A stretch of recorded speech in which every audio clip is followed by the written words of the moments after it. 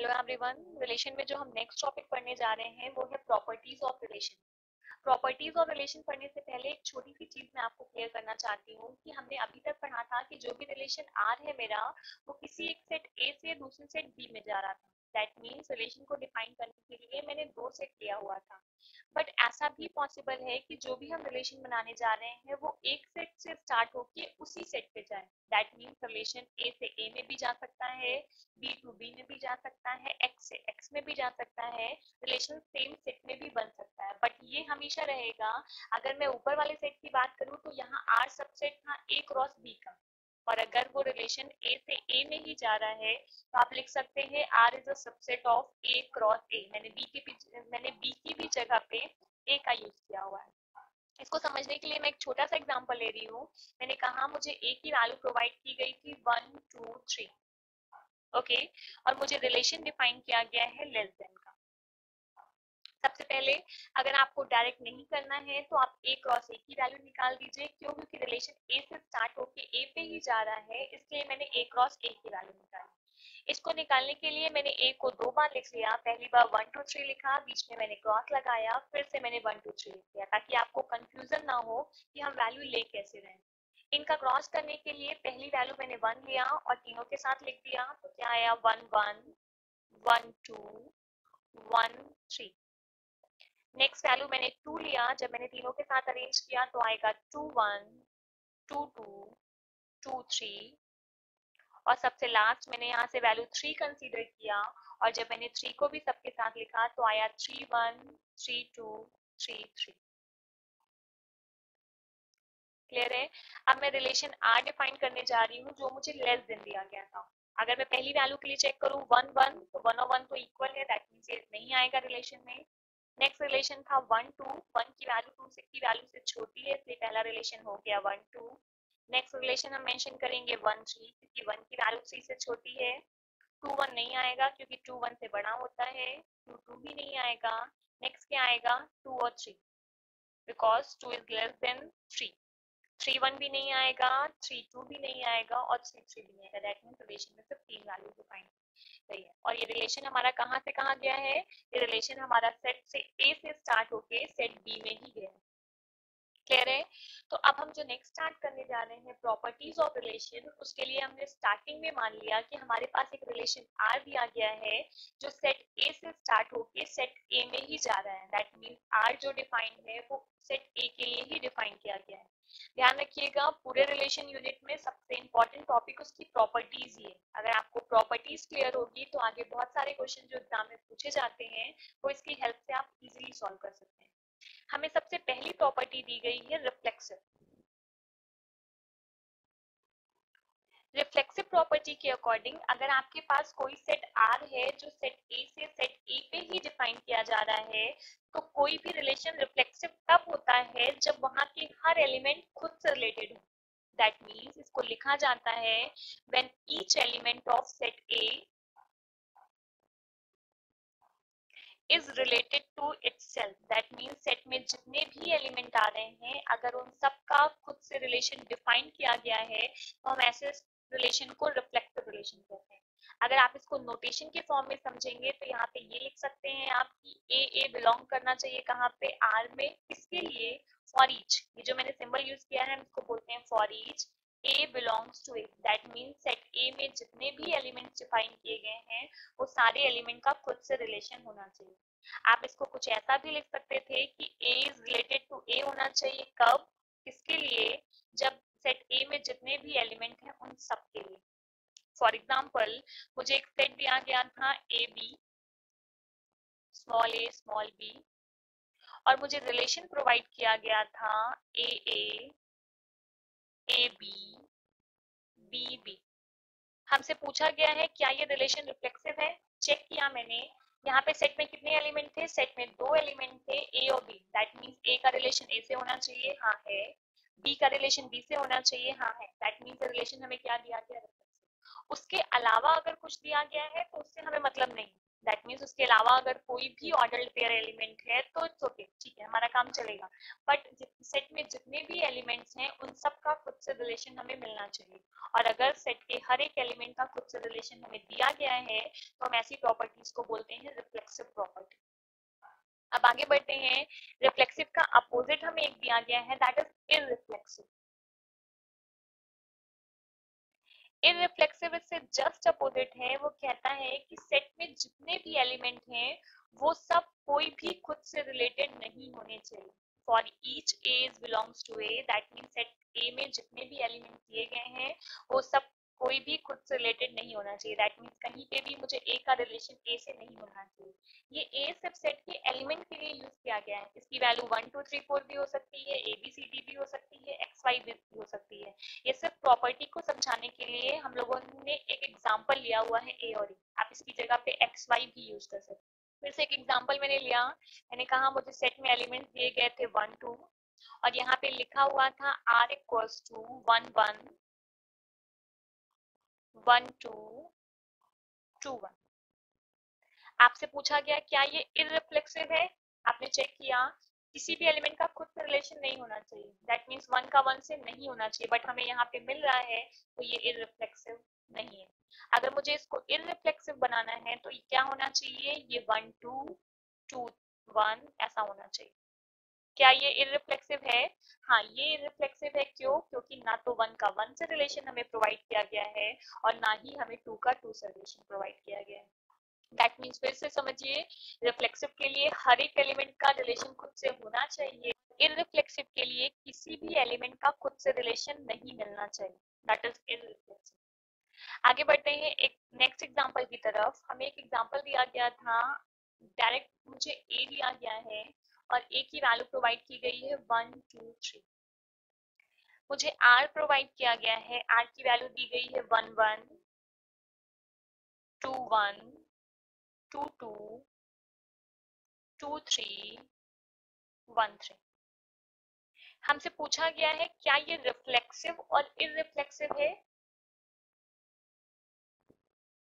इस एग्जांपल के थ्रू आपको इसकी नई प्रॉपर्टी क्लियर होगी। हमसे पूछा गया था क्या ये रिफ्लेक्सिव और इररिफ्लेक्सिव है, हमने चेक किया रिफ्लेक्सिव के लिए क्या होना चाहिए, रिफ्लेक्सिव के लिए 1 का 1 से होना चाहिए है, 2 का 2 से होना चाहिए है, और क्या होना चाहिए, 3 का 3 से भी होना चाहिए। क्या इस रिलेशन में 3 का 3 से रिलेशन है? नो। तो क्या ये रिफ्लेक्सिव है? नहीं। मैंने कहा ये रिफ्लेक्सिव नहीं है।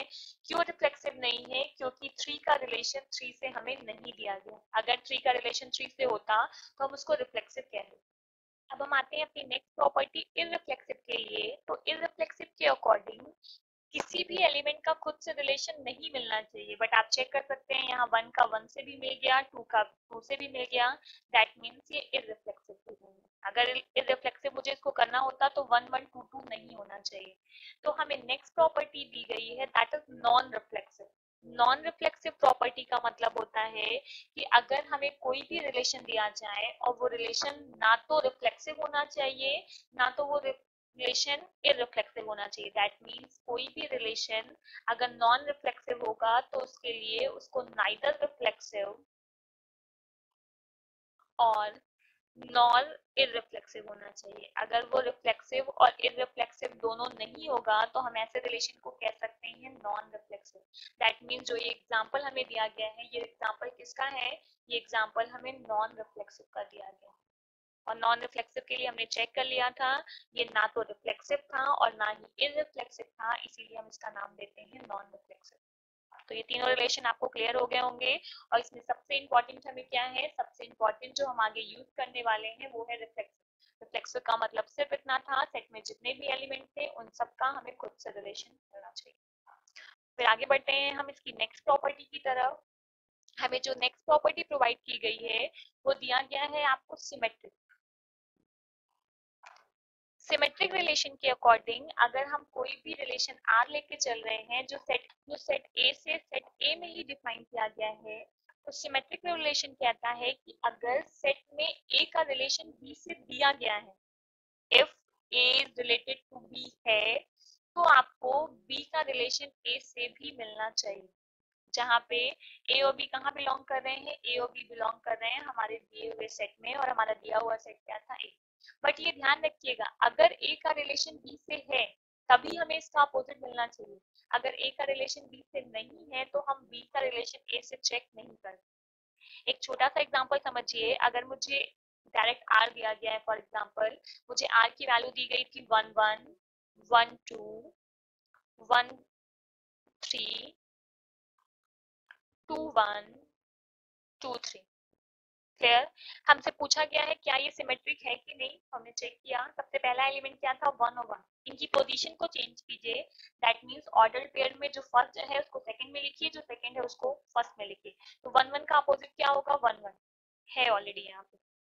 क्लियर। हम आगे बढ़ते हैं। 1 2 का अगर आप अपोजिट निकालेंगे तो 1 2 का अपोजिट क्या होगा, 2 1 हमें मिल रहा है।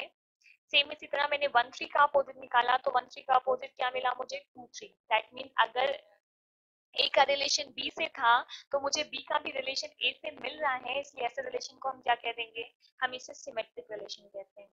बट अगर मैं यहीं पे एक और एग्जांपल लूं, मुझे कहा गया आर की वैल्यू मुझे प्रोवाइड की गई है 1 1 2 2 3 3। आपसे कहा गया है क्या ये सिमेट्रिक है, आप चेक कर लीजिए। 1 1 दिया है, 1 1 का अपोजिट 1 1 होता है, दैट मींस सही है। 2 2 दिया गया है, 2 2 का अपोजिट 2 2 होता है, दैट मींस सही है। और नेक्स्ट हमें दिया गया था 3 और 3, 3 3 का अपोजिट 3 3 ही होता है, और तीनों यहाँ पे अवेलेबल हमें है, दैट मींस ये रिलेशन जो हमें प्रोवाइड किया गया है वो रिलेशन सिमेट्रिक है। सिमेट्रिक के लिए सिर्फ इतना ध्यान रखिएगा आप, अगर A is related to B है तो हमें B का भी रिलेशन A से वही मिलना चाहिए, जहाँ पे A और B की वैल्यू आपकी हमेशा दिए हुए सेट में बिलोंग करनी चाहिए। ये थी हमारी नेक्स्ट प्रॉपर्टी रिलेशन की। अब सबसे लास्ट प्रॉपर्टी हम पढ़ने जा रहे हैं रिलेशन की, दैट इज ट्रांजिटिव प्रॉपर्टी।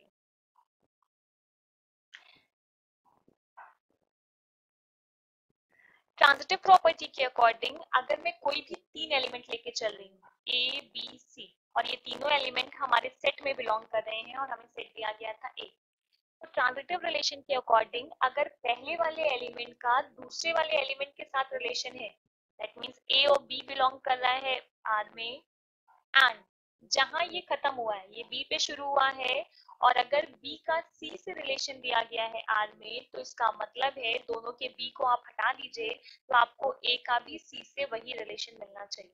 अगर ऐसा पॉसिबल है तो ऐसे सेट को हम कहते हैं ट्रांजिटिव, दैट मींस इस प्रॉपर्टी को हम ट्रांजिटिव प्रॉपर्टी के नाम से जानते हैं। अगर इसको दूसरे लैंग्वेज में मैं कहूँ तो अगर ए का रिलेशन बी से दिया गया है, अगर दिया गया है तो, नहीं दिया गया है तो नो प्रॉब्लम, या ये बी पे खत्म हुआ था, मैंने नेक्स्ट स्टार्ट किया, बी का रिलेशन अगर सी से दिया गया है दैट मींस ए का रिलेशन सी के साथ भी होना चाहिए, दोनों के बी कॉमन पॉइंट को मैंने हटा दिया, तो मैं बी कॉमन एलिमेंट को मैंने हटा दिया तो हमें ए का भी रिलेशन सी से मिलना चाहिए। बट इफ ये दोनों हो तो, अगर ये दोनों ही नहीं है तो हमें किसी के लिए कुछ भी चेक नहीं करना होगा। फॉर एग्जाम्पल अगर मैं कहूँ मुझे एक सेट दिया गया था ए जिसकी वैल्यू प्रोवाइड की गई थी 1 3 5, और मुझे रिलेशन दिया गया था, कुछ रिलेशन दिया गया था 1 3 3 5 और 5 1। हमसे पूछा गया था क्या ये रिलेशन आपका ट्रांजिटिव है। ट्रांजिटिव चेक करने के लिए मैंने स्टार्ट किया, पहला लेके चले हम 1 3, ये कहाँ पे खत्म हो रहा है, ये वैल्यू खत्म हो रही थी 3 पे, तो चेक कीजिए क्या कोई 3 से शुरू हो रहा है, यस ये 3 से शुरू हो रहा था, तो रिलेशन क्या है, 1 का 3 से गया है और 3 का किससे गया है, 5 से, तो हमें क्या मिलना चाहिए, हमें मिलना चाहिए 1 और 5। क्या 1 और 5 यहाँ पे मिल रहा है, नहीं 1 और 5 यहाँ पे नहीं मिल रहा है, तो ये रिलेशन ट्रांजिटिव नहीं है। अगर मैं नेक्स्ट एग्जांपल इसी में लूं, मैंने थोड़ा सा इसी में चेंज किया, मैंने कहा 1 का 3 से दिया गया है, 3 का 5 से दिया गया है और 1 का 5 से दिया गया। अब आप चेक कीजिए, पहला एलिमेंट लिया मैंने 1 का 3 से, क्या कोई 3 से शुरू हो रहा है, यस ये 3 से शुरू हो रहा था, दोनों के 3 को मैंने हटा दिया तो हमें क्या मिलना चाहिए, 1 का रिलेशन 5 से, हाँ 1 का रिलेशन 5 से मिल रहा था। आगे बढ़ते हैं, सबके लिए चेक करना है। नेक्स्ट के लिए अगर हम चेक करेंगे, नेक्स्ट एलिमेंट के लिए हमें रिलेशन के हर एक एलिमेंट के लिए चेक करना था। अब हम नेक्स्ट आते हैं 3 5 पे। अगर आप 3 5 के लिए चेक करोगे तो इसका लास्ट एलिमेंट क्या है, लास्ट एलिमेंट दिया गया है 5। आप चेक कीजिए क्या इस रिलेशन में कोई भी एलिमेंट 5 से शुरू हो रहा है, नहीं, कोई भी एलिमेंट 5 से स्टार्ट नहीं हो रहा था, दैट मीन्स हमें चेक भी नहीं करना है। अगर रिलेशन स्टार्ट होता तो हम चेक करते, रिलेशन स्टार्ट नहीं हुआ है तो हमें नहीं चेक करना है। अब हम आगे बढ़ते हैं नेक्स्ट की तरफ। नेक्स्ट दिया गया था 1 5, इसका लास्ट क्या है, इसका भी लास्ट दिया गया था 5 और रिलेशन में कोई भी एलिमेंट 5 से स्टार्ट नहीं हो रहा था, तो हमें इसके लिए भी चेक नहीं करना है। दैट मीन्स ये जो भी रिलेशन हमें दिया गया था, ये रिलेशन हमारा ट्रांजिटिव था। सो हम आज की वीडियो में इतना ही रखते हैं। नेक्स्ट वीडियो में इन प्रॉपर्टी का यूज करके हम कुछ और क्वेश्चन देखेंगे कि वो इन प्रॉपर्टी को सेटिस्फाई कर रहे हैं कि नहीं कर रहे हैं। So thank you everyone.